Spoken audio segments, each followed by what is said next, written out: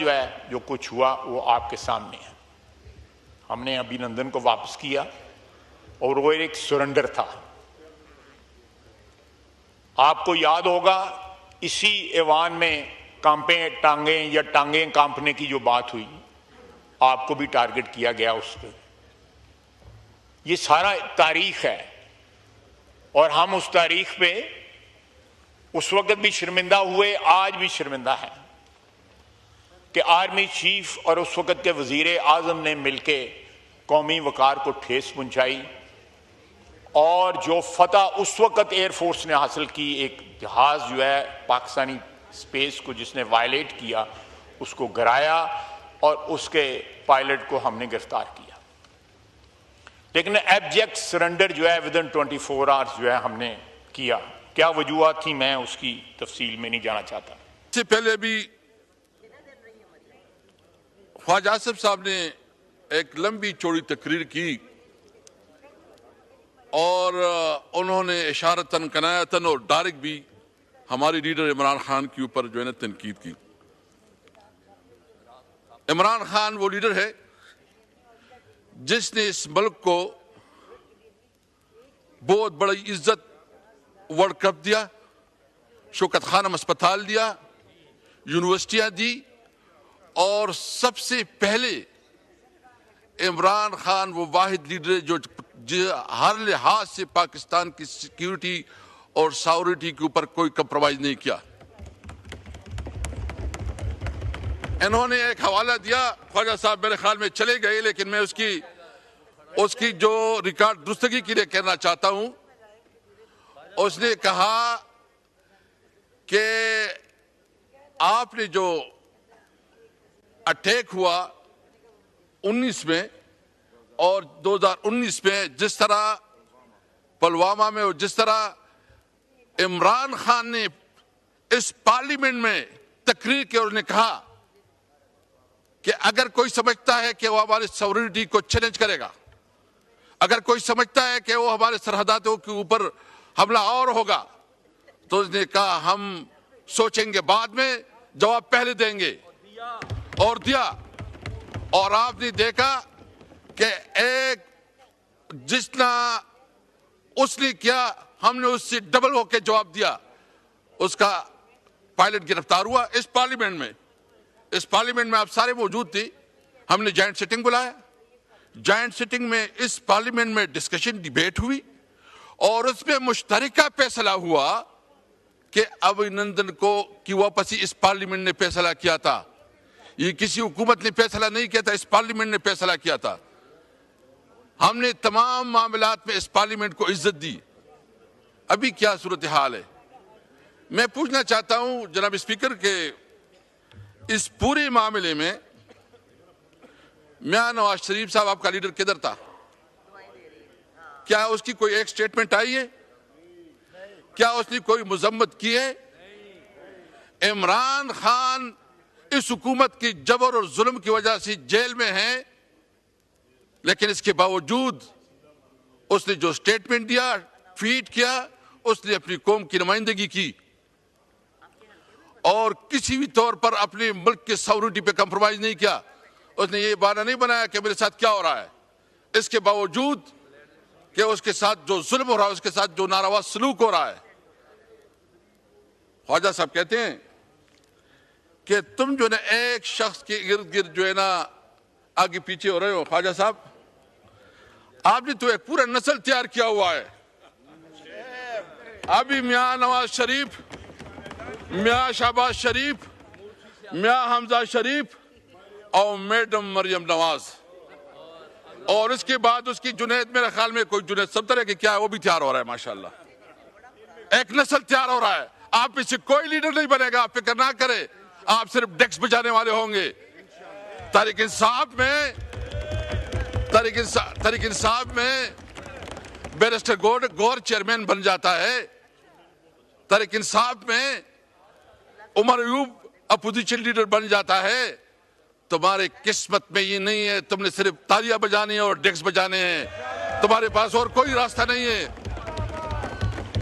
मैं ख्वाजा साहब, आपने माशाल्लाह बहुत जानदार तकरीर की, लेकिन आपकी एक तकरीर पुरानी भी है, अब मुझे दे दे थोड़ा वो एक पुरानी तकरीर में उसकी सुनाना चाहता हूं। बजट में इस वक्त इनकी एलोकेशन हुई है, उनके ऊपर इनका हक नहीं बनता, लेकिन आज भी ये पूरी इम्प्यूनिटी के साथ अपना सीना चौड़ा करके डिफेंस ये असद कैसी साहब, ये चलाना मुनासिब नहीं है। मैं सिर्फ आप तकरीर में बात कर लें। ईरान पे जो इसराइल ने हमला किया है और जिस तरह ईरान ने रिटेलिएट किया है और अपना जो हक की दिफा इस्तेमाल कर रहा है, हम अपनी ईरानी भाइयों के साथ हैं। हम भरपूर तरीके से जो है ना अपनी जो हमारी इसराइल मुसलसल, आप थोड़ा मेरा बारी करें, सॉरी जी। देखिए, इसराइल ने मुस्लिम ममालिक का ऑर्डर इन द हाउस, तशरीफ रखें प्लीज, इधर अंदर चले जाएं, लॉबी में अगर बात करनी है। जितना इस वक्त ईरान के ऊपर इसराइल ने एक हमला किया है और जो कुछ ईरान अपने सेल्फ डिफेंस में कर रहा है, हम उसकी भरपूर हिमायत करते हैं और ये समझते हैं कि इस मौके पे ईरान को अकेला छोड़ना, ईरान के साथ जो है ना उसका मुकम्मल साथ देना, यह हमारा अखलाकी फर्ज है। इसराइल ने जिस तरह फलस्तीन में जेनोसाइड किया, जो बच्चों, औरतों, बुजुर्गों, शहरियों, अस्पतालों, स्कूलों, किसी जगह को नहीं छोड़ा, और जो फलस्तीन की नस्लकुशी कर रहा है, इस वक्त न कोई ह्यूमन राइट्स, न वो ममालिक जो अपने आप को ह्यूमन राइट्स की चैंपियन समझते हैं, किसी तौर पर वो इस पे आवाज नहीं उठा रहे बल्कि खामोश है। और खासकर जो हमारे इस्लामी उम्मा है उसकी भी खामोशी मानी खैज है। और मैं समझता हूं कि इस वक्त पाकिस्तान की हुकूमत की जिम्मेदारी है कि वो इफेक्टिवली ओआईसी के लिए, उस ओआईसी को बुलाने के लिए पाकिस्तान अपना किरदार अदा करे, क्योंकि जब पाक भारत तनाज़ा खड़ा हो गया और भारत ने पाकिस्तान के ऊपर हमला किया तो उसमें ज्यादातर इसराइल के ड्रोन इस्तेमाल हुए। खुदा न ख्वास्ता इसके बाद उसकी एडवेंचर, उसके दूसरा निशाना पाकिस्तान हो सकता है। इसलिए पाकिस्तानी कौम को और पाकिस्तान की हुकूमत की जिम्मेदारी बनती है कि वो जितना अपना सफारती ताल्लुकात या जिस लेवल पे कर सकते हैं वो अपना किरदार जरूर अदा करें। हम अपनी ईरानी भाइयों के साथ हैं और इस मुश्किल घड़ी में उसके साथ भरपूर साथ दे रहे हैं। मुझे के हमारे लीडर इमरान खान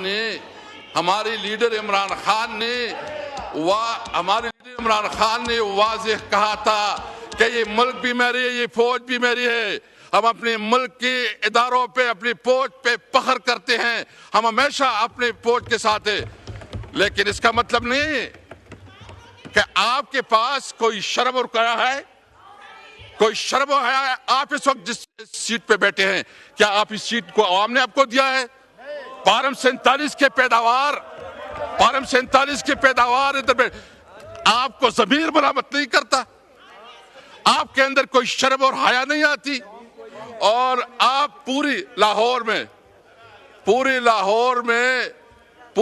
में सिर्फ 2 सीटें मुस्लिम लीग जीती है, टोटल 17 सीटों के मालिक है। और चोरी और किसको कहती है? तुमने तो मैंडेट चोरी किया है, और तू जो तनख्वाह ले रहा है हराम तनख्वाह ले रहा है, और तू जो प्रिविलेज ले रहा है हराम प्रिविलेज ले रहा है।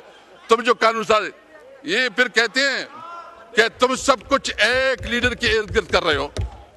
जनाब स्पीकर, मैं पूछना चाहता हूं 26वीं आईनी तरमीम किस लिए पास की गई? 26वीं आईनी तरमीम इसलिए पास की गई कि इमरान खान को कैसे फंसाया जाए। मुझे बताएं कभी ऐसा हुआ है कि अदालत बात जाती है, अदालत को ताले लग जाते हैं इमरान खान की जमानत के लिए?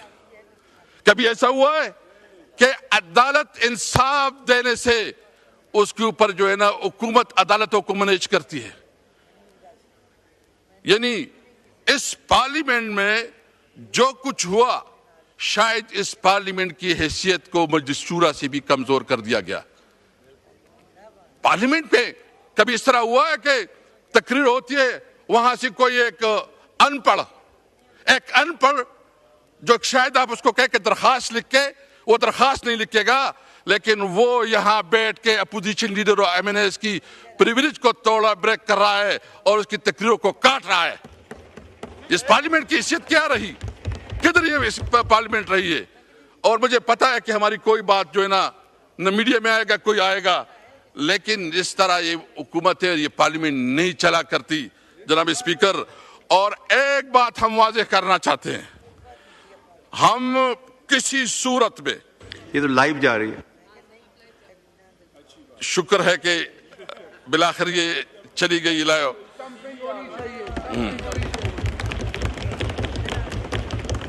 जनाब स्पीकर, इमरान खान जो कि पाकिस्तान का सबसे मकबूल लीडर है, जो कि हमेशा पाकिस्तान की बात करता है, पाकिस्तान की सॉवरेनिटी की बात करता है, आज़ाद खारिजा पॉलिसी की बात करता है, ये इनसे हजम नहीं हो रहा। आप जितना करे जुल्म करे, जितना तुम्हारा बस चले चलाओ, गोली चलाते हो, जेल भेजते हो, जो कुछ करना चाहते हो करो, हम डट के खड़े रहे इंशाअल्लाह इमरान खान के साथ। और कोई अगर समझता है कि इस हथकंडों से इमरान खान वो आप इसको कमजोर करेंगे, आप उसको कंप्रोमाइज करेंगे, ये आपकी गलतफहमी है। पूरी पाकिस्तानी कौम जो है ना इमरान खान के साथ खड़ी है। मैं इस वक्त दूसरी इश्यूज जो अपनी सूबे के हवाले से 2-3 इश्यूज हाईलाइट करना चाहता हूं जनाब स्पीकर। एनएफसी अवार्ड के मुताबिक हर सूबे का एक शेयर मुकर्रर है। हमारे सूबे का इस वक्त जो शेयर है वो 14% है। जब फाटा मर्ज हो गया तो उसका शेयर पर पॉलिसी वो 19% बन गया। अभी तक जो हमारा बुनियादी शेयर है कि जब खैबर पख्तूनख्वा को अपना शेयर मिले 19%, अभी तक वो उसका फैसला नहीं हो रहा और खैबर पख्तूनख्वा को अपनी बुनियादी कानूनी आईनी हक से महरूम रखा जा रहा है। और उसके मुताबिक जो दहशतगर्दी के खिलाफ हमें 1% दिया जा रहा है, और मियां शहबाज शरीफ साहब जब भी जाते हैं कहते हैं आपको तो 1% मिल रहा है, हम 1% इतनी अरब मिले हैं और आपने अपनी पुलिस के ऊपर क्यों नहीं खर्च किया। जनाब प्राइम मिनिस्टर साहब, आपसे पूछना चाहते हैं कि इस वक्त इस वक्त जो हमारे 4.84 ये हमारा शेयर है, अभी तक आप नहीं दे रहे हैं, जिसके मुताबिक हमारा शेयर बनता है 19.46 और इसकी जो आदाद शुमार है वो आपके पास पर ईयर हमारा जो है ना बनते हैं 381 बिलियन हमारे हर साल के बनते हैं। अभी तक खैबर पख्तूनख्वा को नहीं मिल रहे हैं। आपने वादा किया था कि फाटा मर्जर में हम हर साल 100 बिलियन और 10 साल में 1000 बिलियन जो है ना वो हम खैबर पख्तूनख्वा को देंगे ताकि फाटा की डेवलपमेंट पे काम हो जाए। अभी तक वो पैसे कहाँ हैं? गुज़िश्ता 6 सालों में 478 बिलियन रुपए जो है ना उसकी अदम अदायगी अभी रहती है। इसके अलावा पीएचडीपी में जो इन्होंने शेयर रखा है, पीएचडीपी में जो इन्होंने शेयर रखा है, कल मरूब साहब बता रहे थे 55 करोड़ रुपए टोटल पीएचडीपी में इन्होंने शेयर रखा है। यानी एक सूबे को आप अपने एनएफसी का जो शेयर है उससे भी महरूम रख रहे हो। जो 3% कमिटमेंट की गई थी कि तमाम सूबे 3% शेयर देंगे और वफाक देगा 3%, अभी तक सिर्फ खैबर पख्तूनख्वा अपना 3% दे रहे हैं, बाकी कोई सूबा और वफाक अपना शेयर नहीं दे रहा। आप एनएफसी में हमारा ड्यू शेयर नहीं दे रहे। आप जो कमिटमेंट है 3% वो पूरा नहीं कर रहे हैं। आप हमारा जो इस वक्त सिर्फ नेट हाइडल प्रॉफिट पे जो हमारा बनता है 123 बिलियन 123 बिलियन रुपीस हमारा नेट हाइडल प्रॉफिट में बनता है, वो नहीं दिया जा रहा है। जो टोबैको में हमारा बनता है वो नहीं दिया जा रहा, टोबैको सेस में। तो ये तो इस किस्म की है कि पहले जब अंग्रेज के दौर में जब किसी गांव में एक शख्स कोई कार्रवाई होती थी तो पूरी गांव को सजा दी जाती थी। तो खैबर पख्तूनख्वा के अवाम ने पीटीआई को वोट दिया और इसकी वजह से पूरी खैबर पख्तूनख्वा को कलेक्टिव पनिशमेंट दी जा रही है। उनकी बुनियादी हुकूक और उनकी बुनियादी फंड नहीं दी जा रहे हैं। और ये अभी से नहीं है, जब से पीडीएम की हुकूमत बनी है। यानी क्या गुनाह किया? क्या वो इस मुल्क की इकाई नहीं है? क्या कानून और आइन के मुताबिक वो इस मुल्क का हिस्सा नहीं है? क्या जो हमारा हक बनता है, हमारा शेयर बनता है और आइन और कानून के मुताबिक हमारा शेयर बनता है, आप हमें नहीं दे रहे हैं? जनाब स्पीकर, मैं किसी को नहीं चाहता कि वो इस हालत तकलीफ से गुजरे जो कि हमारे फाटा के लोग गुजरे। आप सोच सकते हैं, आप इमेजिन कर सकते हैं कि पूरी की पूरी गांव वो उजाड़ दी जाए, वो माइग्रेट की जाए, उनके ख़वातीन, उनके बच्चे, उनके बुजुर्ग दूसरों के डेरों में, मस्जिदों में, घरों में रुल रहे हों और फिर आप इसको कहें कि नहीं, यहां तो आप जो है ना स्मगलिंग कर रहे हैं। यानी इस वक्त फाटा के साथ स्टेट ने क्या क्या है? क्या वहां इंफ्रास्ट्रक्चर दिया है? क्या डेवलपमेंट दिया है? क्या कॉलेजेस बनाए हैं?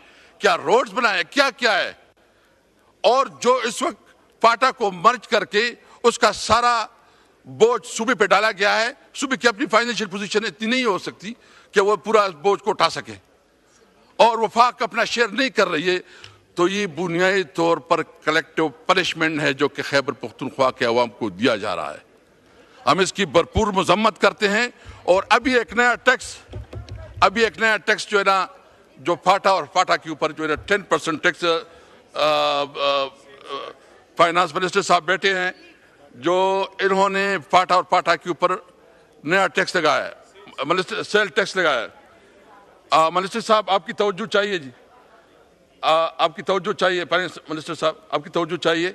जो आपकी मैं वो आप मसरूफ इसलिए मैंने आप कहा कि जो फाटा और फाटा के ऊपर जो टैक्स लगाया, सेल टैक्स लगाया है 10%, आपने गुज़िश्ता पहले साल जो है ना मेहरबानी की थी, इसको विड्रा किया था। तो मैं पूछना चाहता हूं कि क्या ऐसे किस्म के इकदाम हुए? देखिए, जो फाटा और फाटा पे जो टैक्स की छूट थी वो इस वजह से थी कि वो वॉर एंड टेरर की वजह से सबसे बुरी तरह मुतासर रहा। अभी तक वो इलाका उस सिचुएशन से नहीं निकला। ऑपरेशन पे ऑपरेशन हो रहे हैं। अफगानिस्तान के साथ ताल्लुकात जो वैसे हैं जो अफगानिस्तान के साथ आपका तजारत है तकरीबन बंद है। आपको खूब इल्म है, आपकी नॉलेज में है सब कुछ। इसके बावजूद जब आप इसके ऊपर टैक्स लगाएंगे तो थोड़ा बहुत जो कारोबार, जो रोजगार चल सकता है वो भी नहीं होगा। तो ये मेहरबानी करें, स्पेशली को रिव्यू कर ले। हम आपके साथ बैठ जाएंगे अगर आप हमें टाइम